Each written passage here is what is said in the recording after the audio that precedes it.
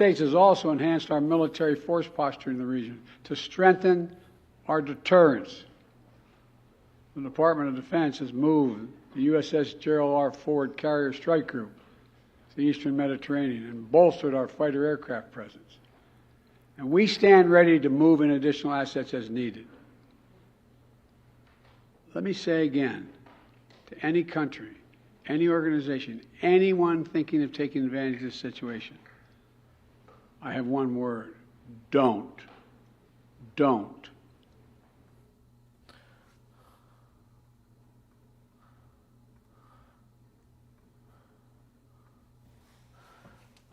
Well, hello everybody.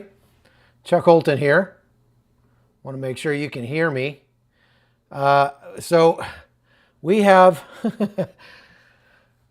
an interesting show today. I got a lot to talk to you about, and I titled today's live "The Politics of Don't," because Joe Biden seems to have been using that as a foreign policy ever since he took office. Actually, if you go back to 2021, Biden's message to the Taliban in Afghanistan was don't. We look at what happened right after the Russian army started building up on the borders of Ukraine in February 2022. And Biden told Vladimir Putin, don't do it. We look at what happened right after October 7th when the United States started building up forces in the region around Israel. And that's where that video just came from that I showed you. And his message there, as you saw, was don't. He said, I have one word, don't. And just recently, we saw Joe Biden say the exact same thing to the mullahs in Tehran as they were threatening to attack Israel. And in fact, we all saw how that turned out. He's also used similar messages for migrants coming across the U.S. southern border, telling them don't come, even sending that puppet Kamala Harris to go down to places like Guatemala and tell them to their faces, don't come. Well, we all see how that's worked out. If you've ever raised kids, you probably know that it's not really effective to tell your kids not to do something if there's absolutely nothing to back it up, if you don't back yourself up. When you say don't, it's got to mean that if you do, something very bad will happen to you. And that's the problem that we've seen here with the Biden administration, is their policy is so feckless, they think that saying don't is enough, but it's not. Saying don't is not a policy.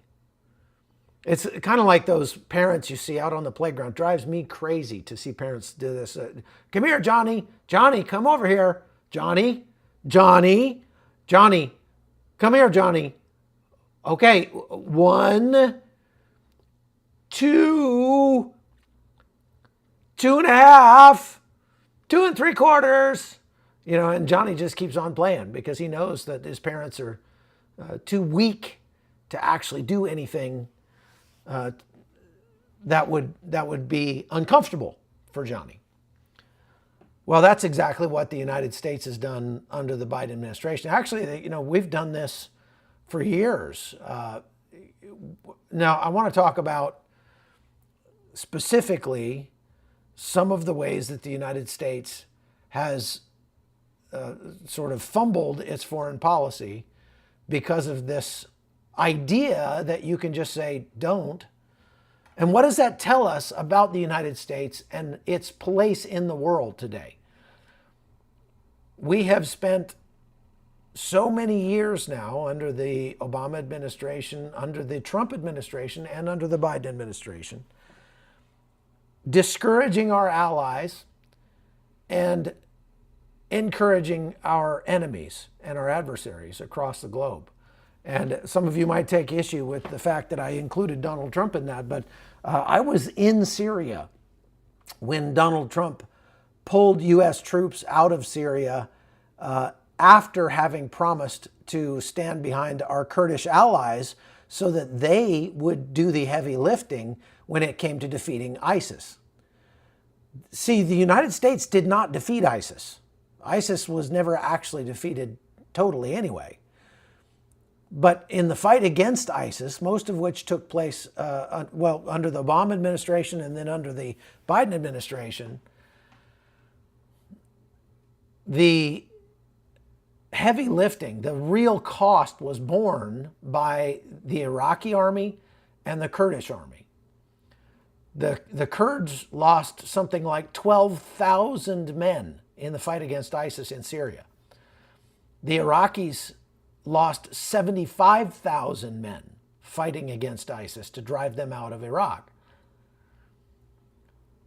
The United States said they were supporting the Kurds and the Iraqis, and they did a little bit. They had some, they called it an advise and assist mission. We don't want to have troops on the ground. We don't actually want to have our troops fighting. And so we're going to put our troops over there in the headquarters element to advise and assist, which basically means our generals are there making coffee for the for the Iraqi generals, for the Kurdish commanders. We're just there. And like I said yesterday, it's gotten to the point where the only thing that our adversaries really want us around for is our money. And so they will play nice in order to try to extract whatever tax dollars they can get out of the United States government. But they don't take the United States government seriously. They know better because they've watched how the United States government has just abandoned our allies across the board. In our foreign policy has been so feckless that this idea that, well, if we just tell our allies that they need to, just tone it down some, don't be so belligerent toward our enemies. Tell the Israelis, don't go so hard against Hamas. They just need jobs. They just need jobs. Well, you know what?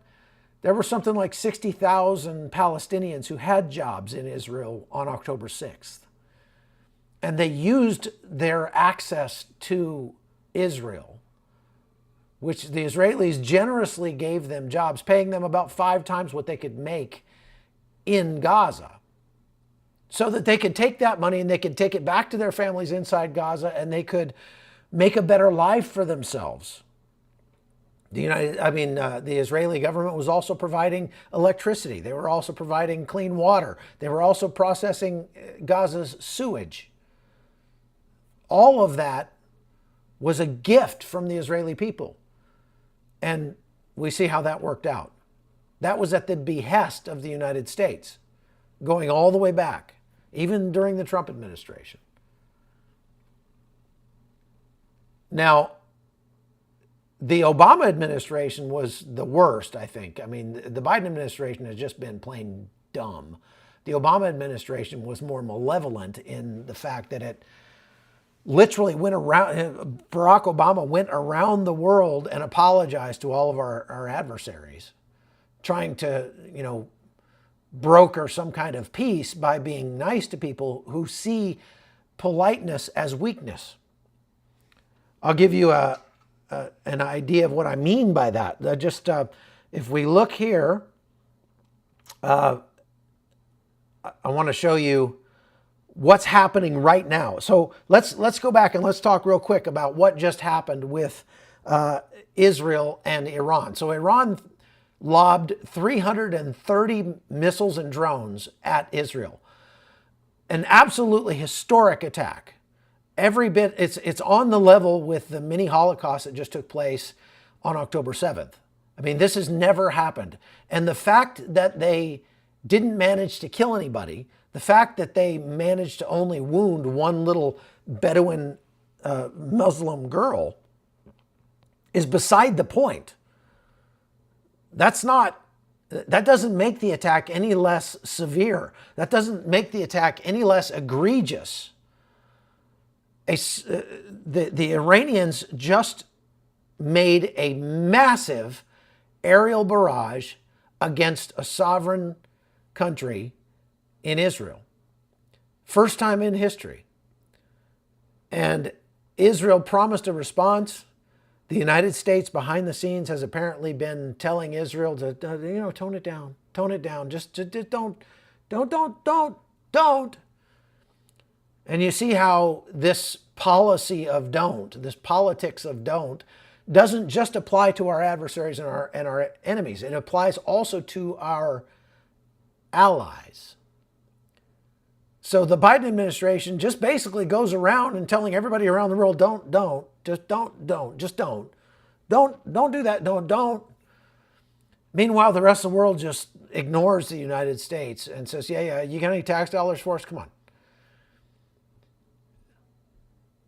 But so the Israelis, and really, I think that the reason why their response to Iran's attack was so muted, they're saying it was calculated, it was measured. No, it was muted.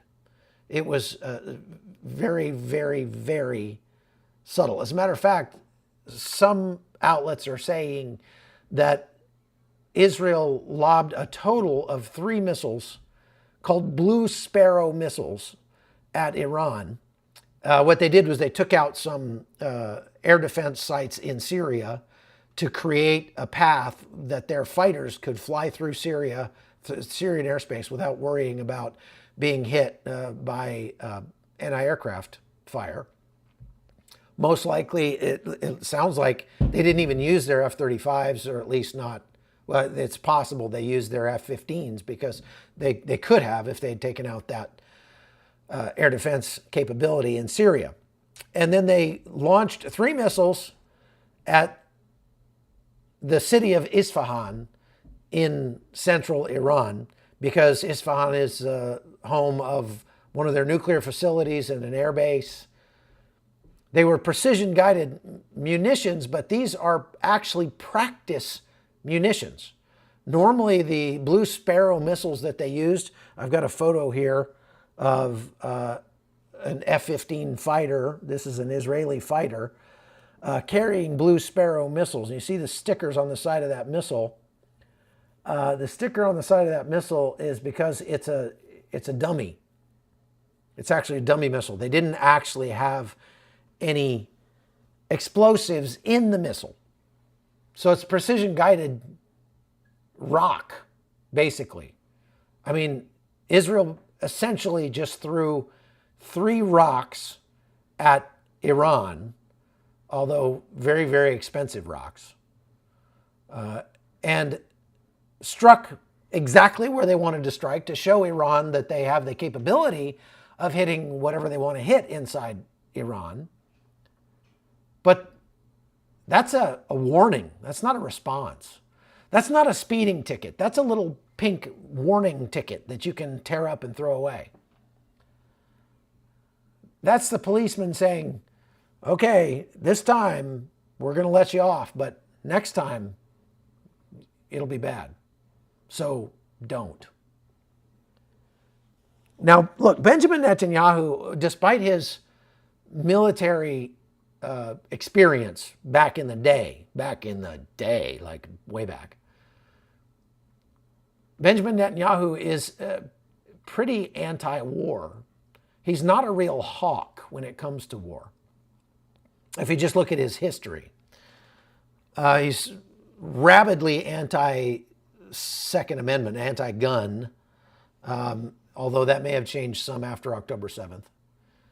And he has been behind the measured or calculated response, very meek responses, even going back, well, many years, as a matter of fact.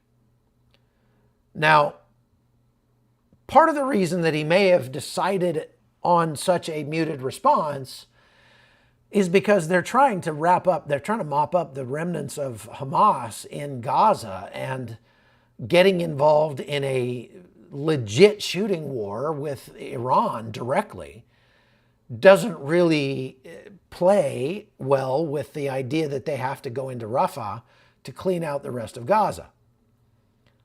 And he may have made a deal with Joe Biden to,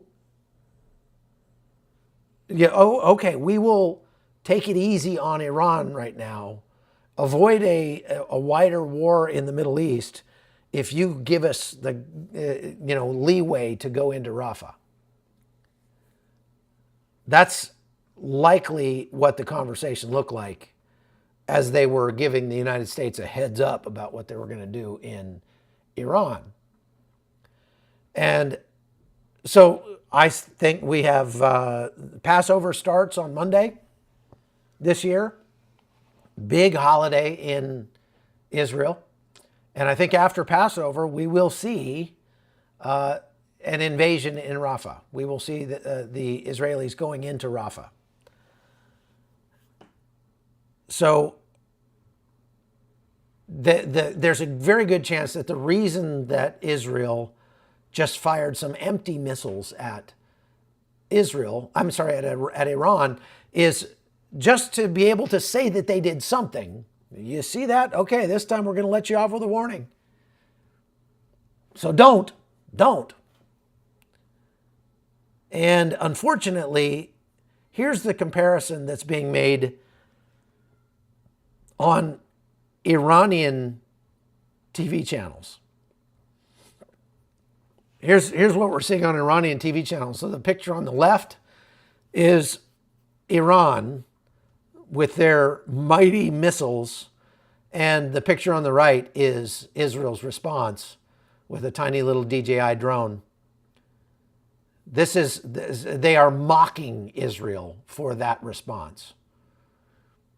They're absolutely mocking Israel. I don't think that's exactly the message that Israel was trying to send. And basically what they're telling, but the message that's being received by Iran is that so far their strategy is working. Iran has spent many decades and billions of dollars, some of it given to them by the Obama administration, developing these proxies all around.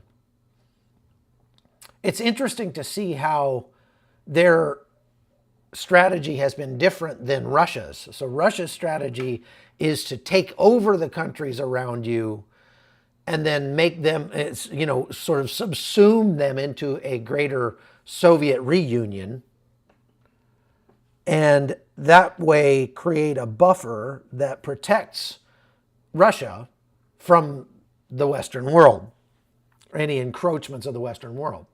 That's been Putin's plan to protect his country. Whereas Iran has not tried to take over Syria or take over Lebanon or take over Yemen per se. They've just supported the opposition movements in those countries to the extent that they can wield great military power as long as they promise to wield some of it against Israel and keep Israel fighting, all these different fronts rather than fighting the direct. Now one would wonder what would have happened if after the 1983 Beirut barracks bombing, in which 18 U.S. Marines were killed, and that barracks bombing was pulled off by the precursor to Hezbollah, supported by the Iranian intelligence services, the precursor to the Islamic Revolutionary Guard Corps intel branch, and funded in part by, funded in whole, most likely, by Iran. That was the finding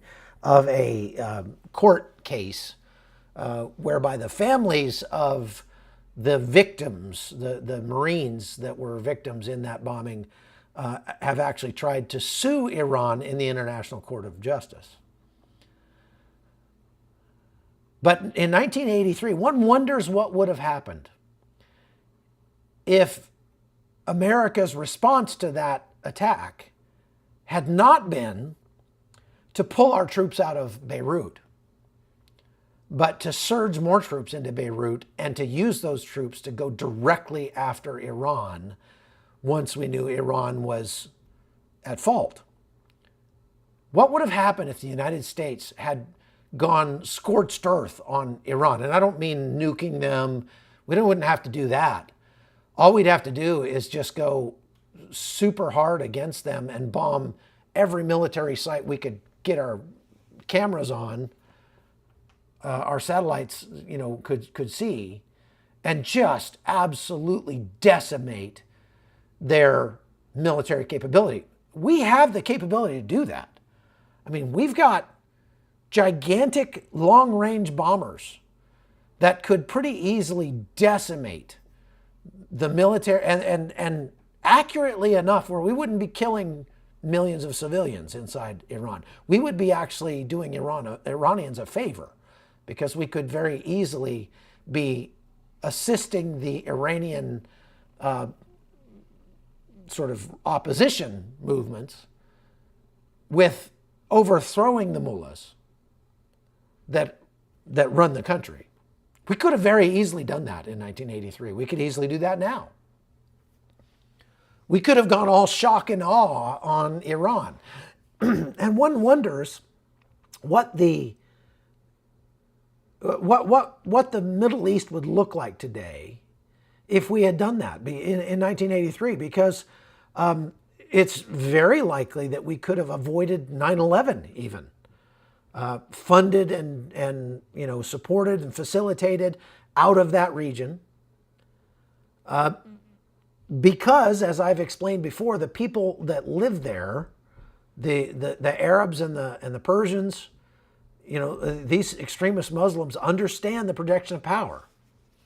And if we had projected overwhelming force, not a proportional response, but overwhelming force against Iran back then, we may not have ever seen 9/11. We may not have ever seen October 7th happen. Israel would most likely be much safer today. Because, as it turns out, the politics of really don't work at all if there's not an overwhelming force, if there's not something very, very uncomfortable on the other end of that threat. And so far, the Biden administration has been completely unwilling to employ the most powerful military on the face of planet Earth to do anything except advise and assist. Go get coffee. Be there to give you some advice, tell you how you ought to be prosecuting this war, even though we've essentially lost every war since Vietnam, every actual war we've gotten into. And it hasn't been lost by the soldiers on the ground. The soldiers on the ground win every time they're allowed to. It's just that they're not allowed to. I watched this happen so many times in Afghanistan. I've got 12 trips to Afghanistan and 15 trips to Iraq and four or five trips to Syria under my belt during the war on terror since 2003, when I started as a war correspondent. And I saw the mindset change in Afghanistan when we first got there. Man, it was big boy country. We were there to win. We were there to kick butt and take names. And then it sort of changed. It just sort of evolved as we called it the greater flagpole theory. They erected more and more flagpoles in the green zone in Iraq, or in the main base there in Kabul. More and more flags, meaning more and more generals showed up. Afghanistan became a place for officers to go get their next promotion. They did not want to work themselves out of a job by any stretch.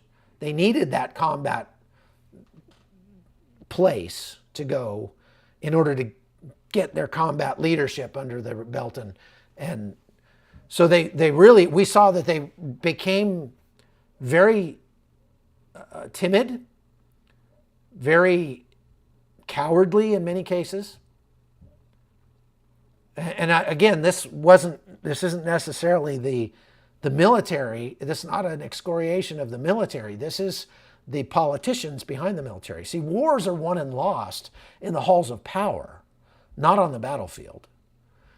And in the halls of power, it got to the point where the United States, there was such a political capital cost to losing troops in Afghanistan and Iraq that we didn't want to pull out necessarily, but we also didn't want to actually do anything. So the last time that I went to Afghanistan in 2019, there was about 12,000 total coalition troops there. 3,800, 4,000 or so Americans. And those troops were essentially doing almost nothing. They were guarding concrete blocks in the desert. Most of them, the vast majority of them, never left the wire, never even went out on patrol.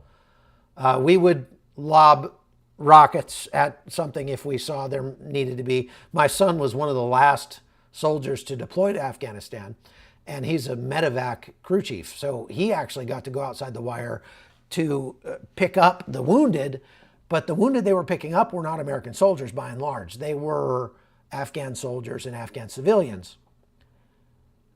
Because the American soldiers had stopped going outside the wire, even before that, years before, going all the way back to 2014 when I was there. I saw that shift taking place. I would go on missions,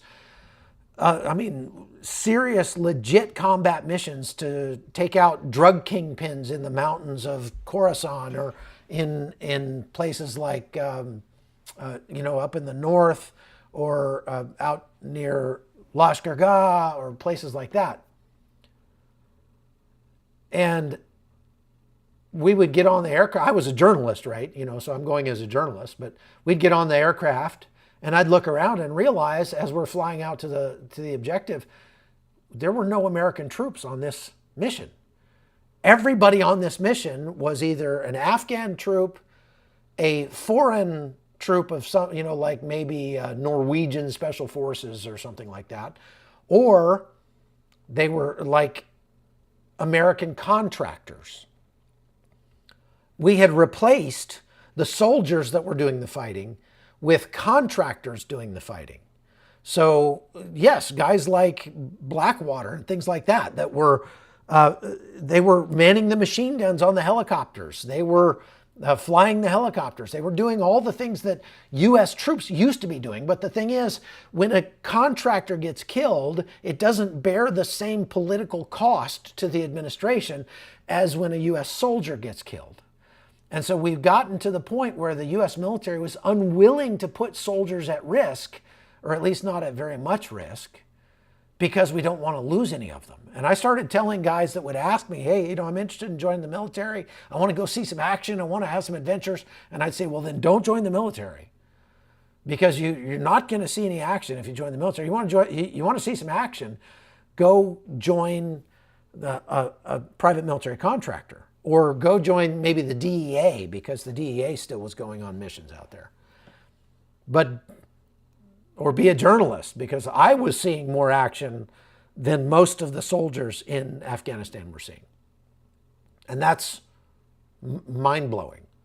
But it's a very, very unhealthy shift for what is ostensibly the most powerful military in the world. If they're not the most powerful military, if they won't ever be used because the politicians are too cowardly to use them. I guarantee you, if you ask the soldiers that were there, do you want to go on missions? Do you want to put your life at risk? Do you want to go out on patrol? Do you want to go kick in doors? and take out bad guys, every one of them would have said, absolutely, that's why I joined the military. That's what I want to do. But they're not being allowed to do it. And so in 2015 or so, I said, we're going to lose this war in Afghanistan. I said, just looking at what we're doing here, we're going to lose. And it's not because it's not because our troops can't handle it. It's because they're not being allowed to fight. Just like our Border Patrol agents on the U.S. southern border are not being allowed to do their jobs. They're having to go around essentially handcuffed, and they're turning them into the welcome wagon. They did the same thing with U.S. troops starting years ago, even before the Trump administration, during the Obama administration. And the Trump administration did a little bit better, certainly did better with the Border Patrol, unshackled the Border Patrol, let them do their jobs.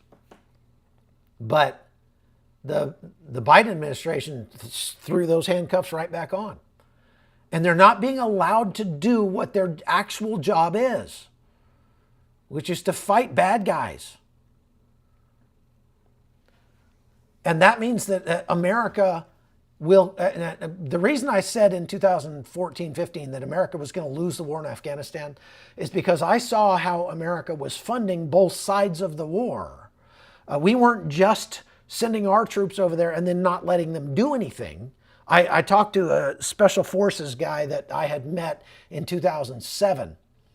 And he was so frustrated. He just said, I'm getting out. I'm all of my friends, we're all getting out. He said, the last mission we went on in Afghanistan, we were going into an area that we knew was a denied area. It was pure Taliban up there. No American troops had ever been up in there, but we needed to go in there to do something. And so we laid on air support. We had attack helicopters there because we knew we were going to get in a big firefight. And as we drove in there, sure enough, we started getting lit up by both sides of the valley, and but buildings on both sides of the valley. We started getting hit with machine guns and RPGs and everything. So we called the attack helicopters and told them, "Hey, take those guys out." And the attack helicopters called back and said, "I'm sorry, we're not allowed to shoot back because we can't see inside those buildings. So there could be some non-combatants inside those buildings that are actively being used to shoot at you right now. But we can't shoot back because we can't know whether or not there might be some non-combatants in there." And they literally lost a couple of their vehicles, had to cram into their last remaining vehicle and retreat and fail at their mission because the aircraft were not being allowed to do their job. This is the cowardice of American foreign policy. What's the point of having the strongest military in the world if you're afraid to use them?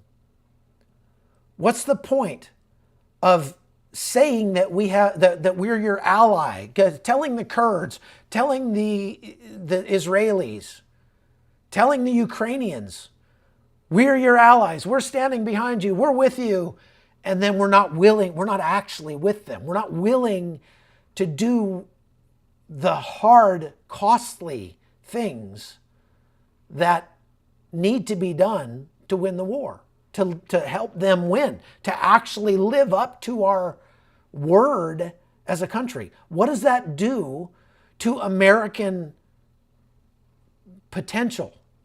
What does that do to American foreign, our impact that we have on other countries overseas? What does that do? Well, what it does is it makes our enemies and our allies both just kind of go, yeah, whatever. When whatever America says, whatever we say, they take it with a grain of salt. They just go, yeah, whatever. Do you got any money for us? Do you got some tax dollars for us? Thank you very much. You want to advise in a sense? Sure, we'll give you a seat in the Tactical Operations Center. You can sit back there and watch what we do. But there's no teeth on anything that we say anymore. And so that's why the politics of don't are essentially worthless. Now, I guarantee you, I have 5 children. And when I was raising my children, if my kids were getting into something and I went, don't, they stopped because they knew that dad would back up what he had to say. They knew that there was something very uncomfortable on the other side of don't. And so they would obey. But the Biden administration is like that flaccid grandfather that's like, oh, knock it off, you whippersnappers. And there's the kids just ignore him because they know there's nothing behind it. He has nothing to back it up with. Now, what would have happened if, Derek Guilfoyle says, Henry Kissinger, I actually got to meet him one time, quote, an enemy of the USA is dangerous, but to be an ally is fatal. I remember talking to a Kurdish commander after the United States just precipitously under Donald Trump pulled out of Syria and left the Kurds holding the bag. And he just sort of wearily said to me, well, we have a saying in Kurdistan that the Americans will always do the right thing once they've expended all other options. It's pretty sad commentary on how the United States is seen overseas. Now, one tired mama, we make our son do push-ups if he smacks his sister. Well, there's got to be something behind it, doesn't there? Yeah, Joe Biden can't even discipline his dog. Now, I want to go talk about some more about this idea. What happens when the president keeps saying don't, but then doesn't back himself up? Well, don't actually becomes pretty much a synonymous with the word go. Go ahead. So he says don't, but everybody understands that he means like, yeah, good. And as a matter of fact, with this attack on Israel, this unprecedented attack out of Iran on Israel, it turns out the Biden administration likely gave Israel the go-ahead, gave Iran the go-ahead to conduct that strike. Just don't make it too bad. And why would they do that? Well, from a political standpoint, it's sort of, he's trying to straddle the fence here. He's trying to mollify his left-wing base who hates Israel, his center base who loves Israel, and even the ultra right-wing who hates Israel, just like the left people on the left do. Because he kind of, so Iran is going to shoot a bunch of missiles at Israel. Israel is going to shoot most of them down. We will help Israel shoot them down so we can claim that we can tell Israel you won. We can tell Iran you won. The people don't believe that. The Israeli people don't believe that. The American people don't believe that. They see it for what it is. It's a feckless attempt at doing nothing while spending billions of dollars in the process. Okay, so somebody had a question here. Thank you for all you do. Do you think America is really being so flaccid due to the politics of weakness, or do you think they're maybe involved with the enemy than they let on, like Iran with Israel? Well,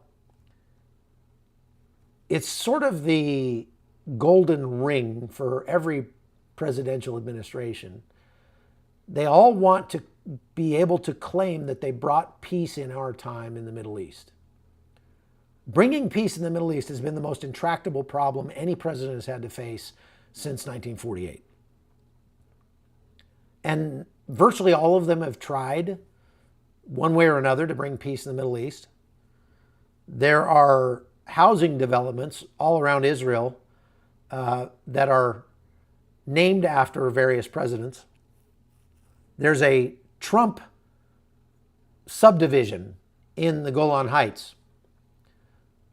They're apparently naming a subdivision after Joe Biden as well.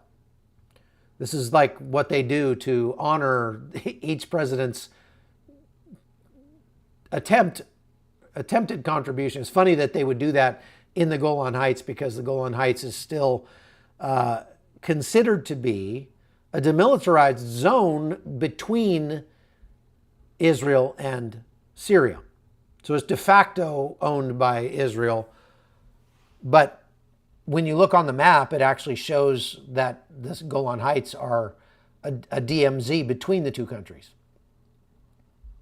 which is ridiculous. And they actually set up an entire UN agency to oversee the Golan Heights and the Syrian border, essentially to make sure that Israel doesn't, aggress against Syria. And of course, they've done absolutely nothing but spend U.S. taxpayer dollars, and ineffective at best. I mean, far more than ineffective, harmful up there.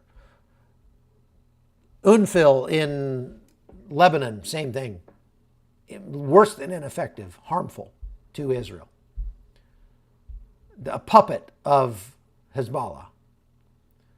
The UN, I've very, very rarely, in all of the places I've ever been, all the war zones, all the crisis zones, I've very, very rarely seen the United Nations do anything that actually had a positive long-term benefit.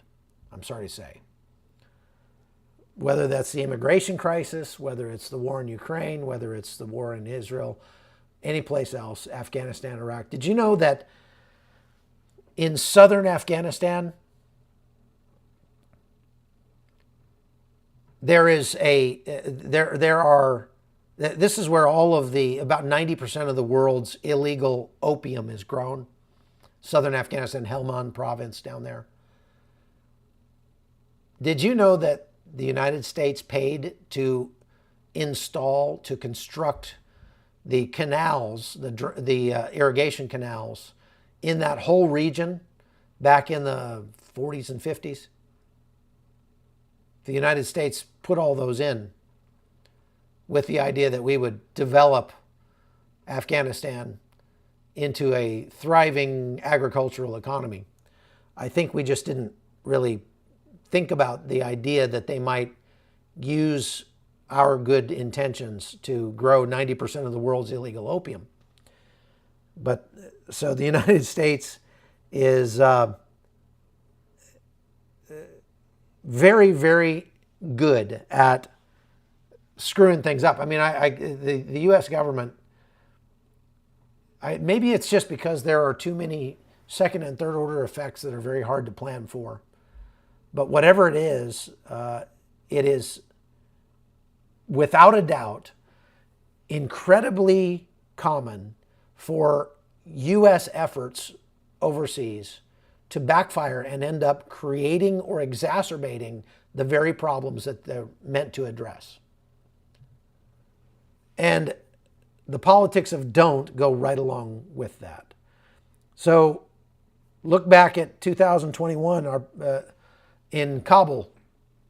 The Taliban was arrayed around the city of Kabul, prepared to make their final push to retake the city of Kabul after 20 years of after the U.S. kicked them out of there. And what did Joe Biden say to the Taliban? Don't. But the Taliban did. And so what was the United States' reaction to that? We just left. We just pulled out. We left them $86 billion worth of U.S. military hardware and equipment. Now, if you're one of those people that is vehemently, almost viscerally against the United States helping Ukraine in any way, shape, or form, keep this in mind. Ponder this for a second. The grand total of military aid that's been given to Ukraine, not since the war started in 2022, but since the war really started in 2014. Okay, so you go all the way back to 2014. The grand total of all the military aid that has been given to Ukraine, how much do you think that comes up to? I'll tell you. It's $47 billion. $47 billion. You say, well, wait a minute. We've given them more, $130 billion since the war started in 2022. No, we haven't, actually. And I'm talking military aid, not military, administrative, and humanitarian aid all put together. Because a lot of the money that's been given to Ukraine since the war started has been in the form of humanitarian aid for the people inside Ukraine. A lot of it has actually not been given to Ukraine. It counts as aid to Ukraine, but it's not actually been given to Ukraine. It's been given to countries like Finland or Lithuania or Latvia or Poland to encourage them to clean out their old, out-of-date, obsolete Soviet-era military hardware, give that to Ukraine, and then, oh, by the way, spend their military procurement dollars in the United States buying American-made equipment, creating jobs for Americans. And that counts as aid to Ukraine when we do that, right? A lot of it has come in the form of loan guarantees that have not been even spent yet. Okay, so that $100+ billion figure you hear bandied about, the vast majority of that, A, has not been disbursed yet. B, won't even go to Ukraine. It's going to go to our NATO allies to try to get them to buy stuff from America rather than buying stuff from Russia. Not necessarily a bad idea. But if you count up under the presidential drawdown authority, presidential drawdown authority means that the president, look, the United States military, our military budget is close to $1 trillion every year, largest military budget on planet Earth. And $1 trillion, if for those of you that were bad at math, that's 1,000 billion dollars, okay? 1,000 billions. We spent a grand total of $47 billion since 2014 giving Ukraine direct U.S. U.S. military aid, not financial aid, military aid. $47 billion. And if you're, like many conservatives in America, you just get hives when you even think about giving anything to Ukraine because they get Burisma and Joe Biden and blah, blah, blah. Which has absolutely nothing to do with Ukrainian civilians being murdered every day, 9 more murdered today in Dnipro by a random Russian missile that just blew up an apartment building. But if you're one of those people and you're really upset about the $47 billion we've given them since 2014, what about the $86 billion that the Biden administration just gifted to the Taliban when we pulled out after telling the Taliban, don't. What about that? The Taliban said, don't? Oh, what's that mean? In English? Don't? In our language, the Taliban, in Afghanistan, they have various different languages, right? Pashto, whatever. So the Taliban say, don't in English, in Pashto must mean go. Go ahead. Go for it. Because that's exactly what they did. They just flooded right into Kabul. And what was the American response? Oh, here's $86 billion of military hardware. Is that a great foreign policy or what? Okay, so I'm sorry, Beagle Mom, I have to answer this. I love you. Zelensky does not have a multi-million-dollar Miami condo and a yacht. He doesn't. That's Russian propaganda. It's Russian disinformation.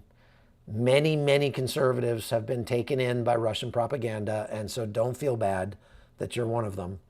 But I have tracked those stories down to their source, and the source of those stories are Russian disinformation mills that are planting this stuff in social media. Zelensky does not have... Do you realize Vladimir Zelensky is a Donald Trump figure in Ukraine? And whether or not you like Vladimir Zelensky, whether or not you think he's corrupt, the Ukrainian people do not. By and large, I mean, up until 6 months ago, Volodymyr Zelensky had a 91% approval rating inside Ukraine. What's Joe Biden's approval rating? 34% or something ridiculous? So whether or not you like Zelensky doesn't really matter, does it? Zelensky is doing what he deems to be best for Ukraine. He's doing his best to save his country. And he's much more of a Trump figure than you would like to believe.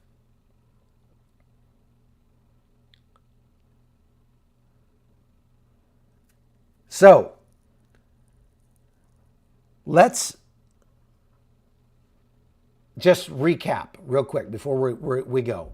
Before we do that, would you please go hit the like button? We need some more likes on this live.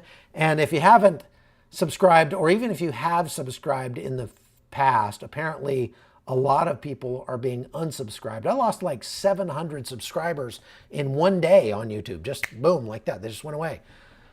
Now, it could be that they're just really, there are people who just don't like me, but I have a feeling from listening to some of you, getting your your messages, that you're just being unsubscribed for some reason. So go resubscribe if you don't mind, okay?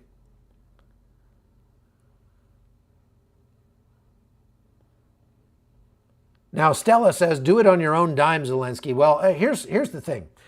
How about this? How about if the United States feels like any conflict around the world is worth getting involved in, that we must send our own troops to do it? This is something I've said for a long time. If there's a conflict around the world that we think requires intervention, if we send weapons, those weapons are durable and fungible and very likely at some point might end up shooting back at us. So if it's worth getting involved in, then maybe we should be willing to commit our own forces, at least air forces, at least firing missiles directly from the United States. At least we should be willing to put some skin in the game. Instead, it's been much, much easier for many administrations to just simply tax you and then send your money. And what that does, it creates this very unhealthy culture of dependency around the globe. Again, I go back to the 1983 barracks bombing in Beirut. What would have happened if the United States had gone scorched earth on Iran back then? The world will look very different today. We wouldn't have had an Arab Spring, most likely, in Syria. It's very likely that we wouldn't have seen 7 million refugees leaving Syria and going to the United States and Europe. It's very likely that we wouldn't have had 9/11. And there would literally be hundreds of thousands of people alive today, including 12,000 American troops, that didn't have to die. But this idea that our response has got to be proportionate.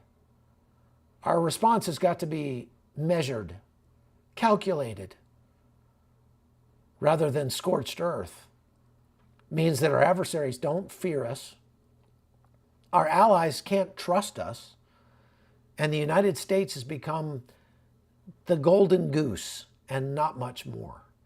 That means that you, the American taxpayer, are actually the ones that are suffering, that are doing the fighting around the world with your tax dollars. As you go to work every day, the average American, the government's gotten very, very good at hiding what you pay in taxes because it's taken out of your check before you get your check, so you don't even see it.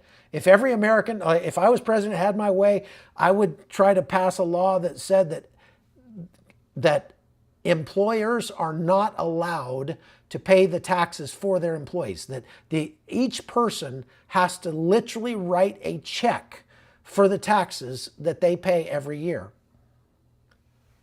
That it can't be hidden. It can't be taken out in the form of fees or fines or road tolls or anything like that.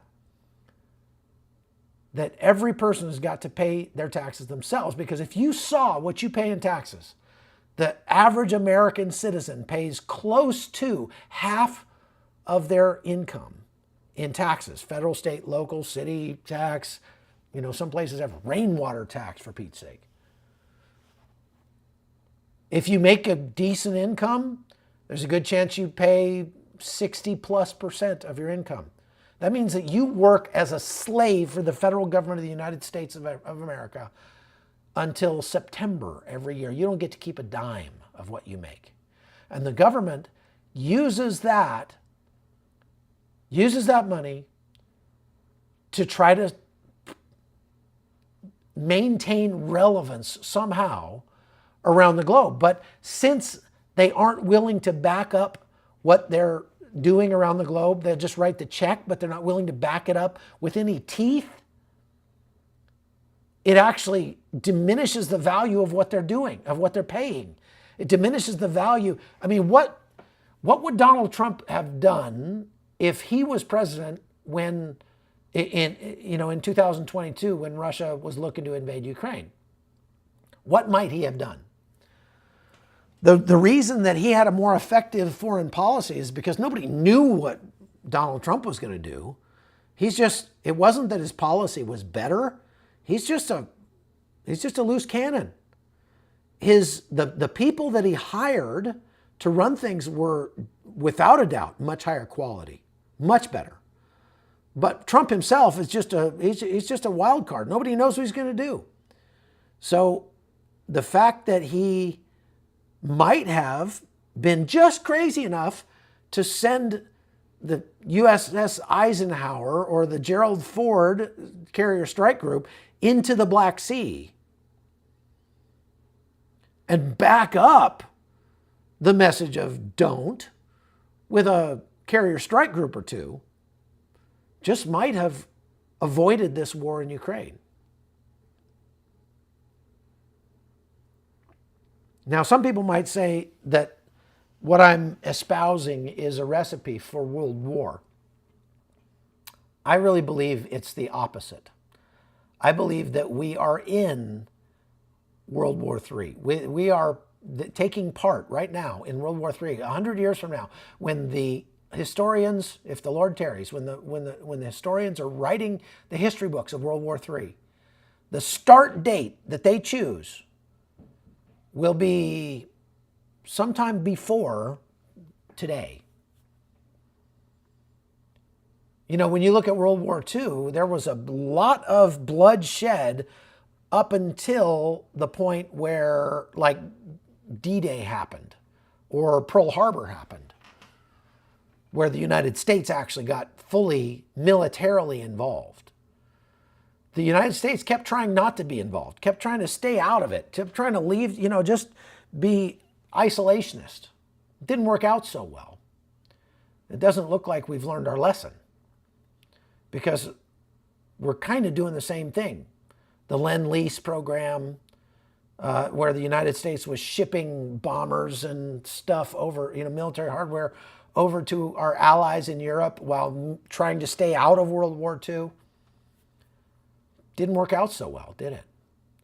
Because at some point, real men have got to step up to the plate and have got to put some hurt on the monsters in our society and drive them back into the holes that they crawled out of, to lick their wounds and make them think twice about ever going out and hurting civilians, innocent people, ever again.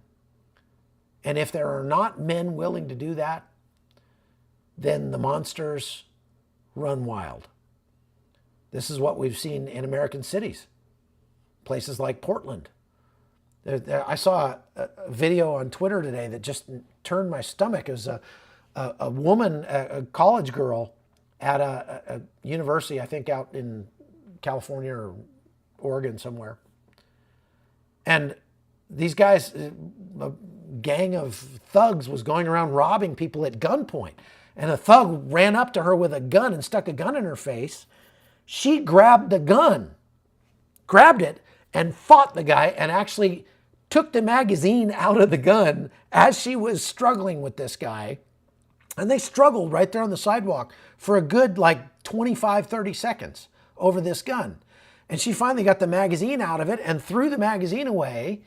And then this guy was like, "Dah!" And he just dropped the gun and ran off. He got her phone, but he left the gun.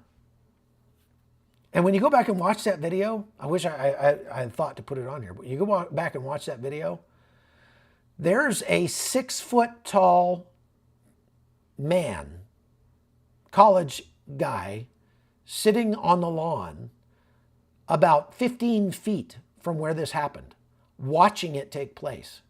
And he never even bothers to get up. He just sits there and watches this girl fighting a male thug over a pistol. And he does nothing. This is why I don't think the United States is going to descend into civil war. I went and saw that Civil War movie that just came out the other day, and I deeply regret it because it was a terrible movie. I don't know if you've seen it, but it was absolutely terrible movie.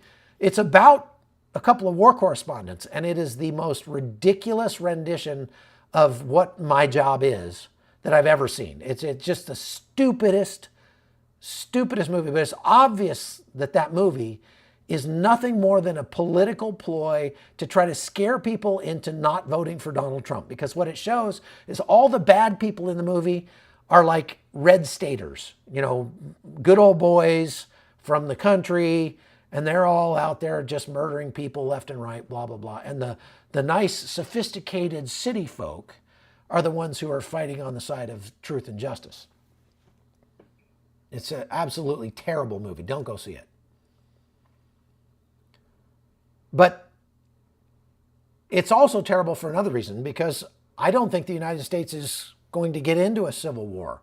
I used to think at some point, voting at the ballot box is not going to be worth it anymore. I mean, I think we're past that point practically. But voting at the ballot box is just an exercise in futility at some point. And so voting with a rifle is another option. But we got a lot of rifles in this country, more than 400 million by last count. We got more rifles than people. But what we don't have is courage. What we don't have is the willingness to just collectively. I'm not saying that there are no courageous people in our country. Of course there are. Of course there are a lot of people who want to stand for what's right. But as can be seen on clear display in Ukraine right now and in Israel, standing for what's right is often very costly. Sometimes you have to pay with your life. And I see these videos like the one I just described to you with this adult male sitting there and watching a woman fight for her life and doing absolutely nothing. And I think, I just wonder if Russia was invading the United States next, would there be enough of us that would be willing to lay our lives on the line to do something about it? Or would we just roll over and just go with it as long as we could have our TikTok. Because they did they did a poll right after October 7th of American young people, Gen Zers, and would you sign up and go fight for your country if your country was attacked like the Israelis were attacked on October 7th? And more than 70% of the respondents said no, they would not. That's a sad state of affairs. All right, folks, that's all I've got for today. And I know that's not a great, ending, I guess. It's kind of depressing, but it is what it is. I just want to check and see if we've got any good questions or anything here. Thank you for the $20, by the way. I just missed seeing who left that. I'm looking for, if you have a question, it helps put it in all caps. There's one from Candy Cox. What will it take for Ukraine to start gaining back ground? What it will take, Candy, is for the Ukraine to get the resources it needs to do so. It has the people. They've got almost a 1 million-man army now. They just don't have the heavy weapons that it would take to push back the Russians. See, the Russians' strategy in this war with Ukraine has become, it's become a war of attrition. And the Russian strategy is to just drown Ukraine in a sea of Russian corpses. They've lost close to 500,000 men dead and wounded in this fight. The Russians have 500,000 men. That's not Ukraine's numbers. That's impartial third-party numbers. And so, but the problem is Vladimir Putin could care less. He's got another 4.5 million he could throw at it. He doesn't care. And he'll keep doing it. And he has mobilized Russia onto a war footing.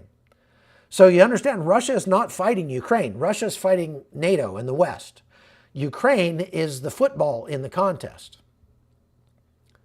Russia is directly involved. NATO is trying not to be directly involved by just giving Ukraine enough to keep Russia busy. But we haven't been willing to give Ukraine enough to actually win. And if we've spent $47 billion since 2014 trying to prop up Ukraine, I would say in for a penny, in for a pound. This was started under the Obama administration, right? So if we've spent $47 billion, it literally would take less than 3% of America's military budget to defeat Russia in Ukraine. And then Russia would not be a threat to the world for literally 5 decades, for 50 years. Already, this is the last war that Russia will ever fight. I really believe that because Russia does not have the manpower. What I mean is they're not making babies. Russia is in terminal decline. You can go watch some great videos about that from Peter Zeihan. He's got some good things to say about Russia's terminal demographic decline. If the United States isn't careful, we're going to follow Russia in that. I would encourage every one of you to go have more babies. I keep trying to tell my wife we need more babies. And she says, I'll miss you. But many countries around the globe, I think the number one problem on planet Earth today is demographic. It's not military. It's not environmental. It's demographic. And many in the environmental cult would like that to continue. They really believe the United States, the world, the globe, would be better off without people in it. I would ask better off for whom, but they don't say that. They just say that the world would be better off without any people.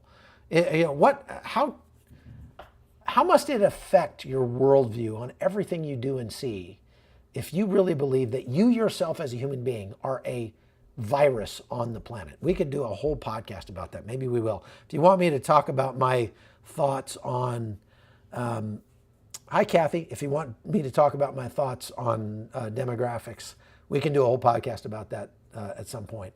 But anyway, without a doubt, it is the biggest problem on planet Earth today. We need to have more babies. And many places are starting to see that now. Okay, that's all I've got for today, folks. I'm going to go spend some time with my grandbaby. And oh man, she's cute. She's so stinking cute. So thank you very much for watching. And please like and share and subscribe to the podcast. Trying to crank out as much content as I can for you here. And I'm hearing from a lot of people just walking down the street. People will stop me and say, oh man, I love watching your show. So I really appreciate all of you. Thank you very much. And thank you, Nathan, my son, who's in Georgia, not the state. I'm in Georgia, the state. He's in Georgia, the country. And he's moderating at midnight right now while or it was 9, 10 o'clock at night or something over there. But he's doing a good job moderating for me since Connie's out playing with the grandbabies. So thank you, Nathan. And I love you, son. I'll see you soon. God bless you all. Take care. Bye-bye.